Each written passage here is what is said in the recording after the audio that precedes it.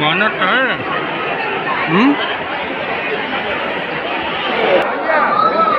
आप लोग अपना अपना स्थान ग्रहण करेंगे।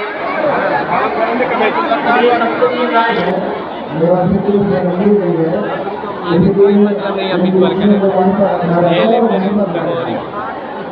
और दिल्ली पहुंचाना है, दिल्ली की कुर्सी पर ले जाना है। बहन कुमारी मायावती जी जिंदाबाद। धन्यवाद साथियों। मैं बता दूं, मैं खजुराहो लोकसभा सीट से आया हूँ। इन लोग ये हमारी पार्टी ने यहाँ जिनको भी लोकसभा के लिए चुनाव के मैदान में उतारा है, आपके चित्रकूट मंडल में 2 लोकसभा की सीटें हैं। इन 2 लोकसभा की सीटों पर जिनको भी चुनाव के मैदान में उतारा है, जो आपके सामने मंच पर भी मौजूद हैं, तो उन्हें आपको जरूर कामयाब बनाना है। जिसके लिए यहाँ पार्टी के सभी स्तर के छोटे बड़े पदाधिकारी एवं कार्यकर्तागण पूरे जी जान से लगे हैं।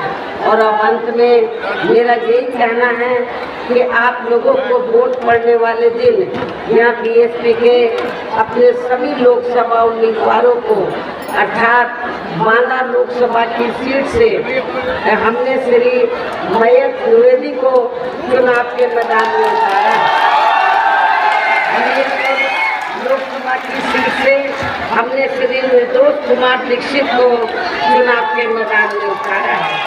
आपके चित्रकूट मंडल में मुझे इस बात की जानकारी है कि यहाँ पर अपर कास्ट समाज में से ब्राह्मण समाज की आबादी काफी ज्यादा है, इसलिए हमने इन दोनों सीटों पर ब्राह्मण समाज को चुनाव लड़ने का मौका दिया।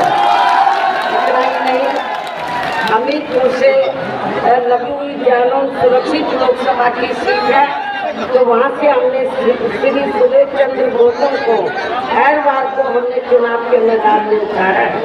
और जो आगे चलकर झांसी लोकसभा की सीट है, तो हमने झांसी लोकसभा की सीट से श्री रवि प्रकाश कुशवाहा को हमने चुनाव के मैदान में उतारा है।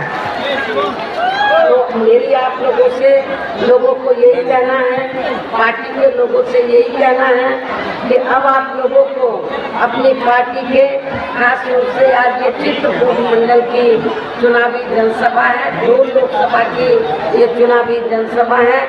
तो और आप लोग अपने कैंडिडेट के समर्थन में यहाँ बड़ी तादाद में पहुँचे हैं।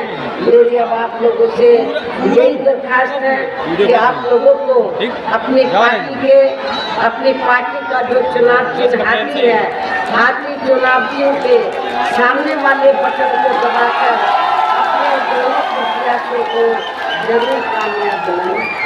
इनको भारी वोटों के अंतर से जरूर जिताना है, लेकिन आज आपकी दूर तक जो मुझे भीड़ नजर आ रही है, तो इससे तो ऐसा लग रहा है कि आपके दोनों सीटें रिकॉर्ड को वोटों के अंतर से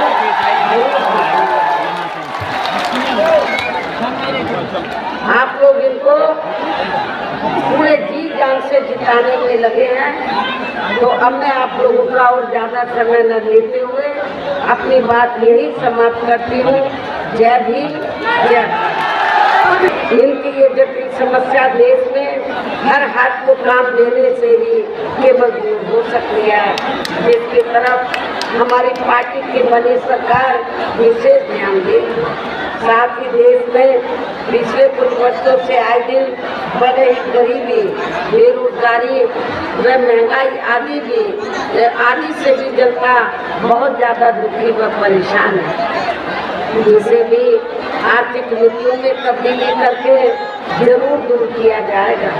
धर्म की भी आड़ में पिछले कुछ वर्षों से खासकर मुस्लिम समाज के लोगों का जो इसकी भावना से जो इनका काफी ज्यादा शोषण व उत्पीड़न आदि किया जा रहा है, तो उसे भी जरूर रोका जाएगा। और ये सब हमने अपनी यूपी की रही सरकार में काफी कुछ करके भी दिखाया है।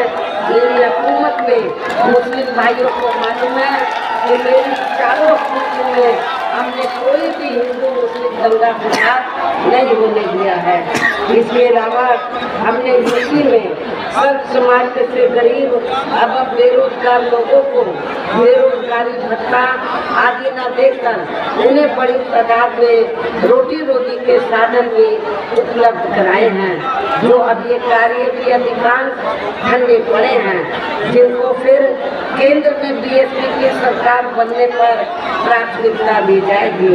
कहने का तात्पर्य ये है, देश में इस समय हो रहे लोकसभा चुनाव में विरोधी पार्टियों के जारी किए गए उनके हवाई प्रलोभन भरे चुनावी घोषणा पत्रों आदि के बहकावे में अब यह खासकर देश के अति गरीबों, मजदूरों, बेरोजगारों एवं अन्य मेहनतकश लोगों को बिल्कुल भी नहीं आना है और अब इन्हें ऐसी सभी विरोधी पार्टियों को हर हालत में केंद्र की सत्ता में आने से जरूर रोकना है, जिनकी कथनी व करने में काफी अंतर रहा है तथा जिन्हें ये लोग बच्चों से आजमा भी चुके। ऐसे में अब मेरा यही कहना है कि आप लोगों को अपने प्रदेश, क्षेत्र एवं देश के भी हित में अपने वोटों को या कांग्रेस, बीजेपी व अन्य विरोधी पार्टियों को न देकर केवल अपनी एकमात्र हितैषी पार्टी बहुजन समाज पार्टी को ही देना है। जो ये पार्टी उत्तर प्रदेश की तरह ही केंद्र में भी अपनी पार्टी की सरकार बनने पर फिर पूरे देश में या अपनी पार्टी की सर्वजन हिताय व सर्वजन सुखाय की नीतियों पर आधारित की सरकार चलाएगी। इसके साथ साथ केंद्र से जुड़ी आपके क्षेत्र की जो भी यहाँ स्थानीय समस्याएं होंगी तो उन्हें भी फिर दूर करने का हर संभव पूरा प्रयास किया जाएगा।